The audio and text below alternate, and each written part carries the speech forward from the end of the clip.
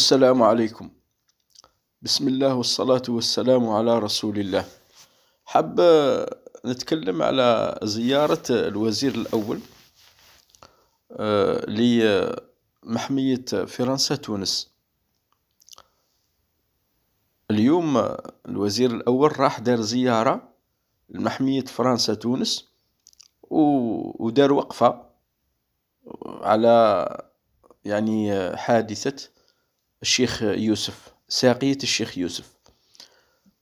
هذه الحادثة فرنسا قصفت المجاهدين في محمية فرنسا تونس، وبالطبع هذا القصف من المستحيل أنه كان بدون موافقة السلطة التونسية، في ذاك الوقت تونس كانت مستقلة، حتى ادات الإذن باش قصفت.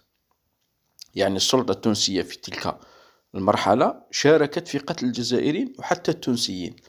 وعلاش دارت هذا الشيء تونس، السلطة التونسية في ذاك الوقت؟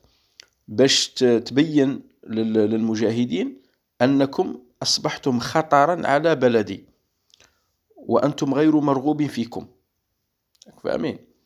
المهم هما جعلوا منها ذي باين يستثمروا، خاطش هما شافوا بلي الجزائر دات الاستقلال، من بعد داروها سبة وبداو يستثمروا فيها. احنا ما نعيشوش غير التاريخ. انتوما دروك قاعد تشادينا في هذه ساقية الشيخ يوسف، صاي ماتوا الله يرحمهم. هذه روح تكلم لي على الجزائريين الحراقة اللي سجنتهم العصابة التونسية وصنفتهم كإرهابيين باش تحاسب بهم أمريكا، لأن أمريكا دايرة معهم اتفاقية في محاربة الإرهاب. بالطبع هي ما تسلمش ولادها اللي كانوا يقتلوا المسلمين في داعش، هذوك ما تسلمهمش. شادير تسلم الجزائريين، تحكمهم حراقين وتصنفهم على إن إرهابيين. هذا الملف على ما تهدرش عليه.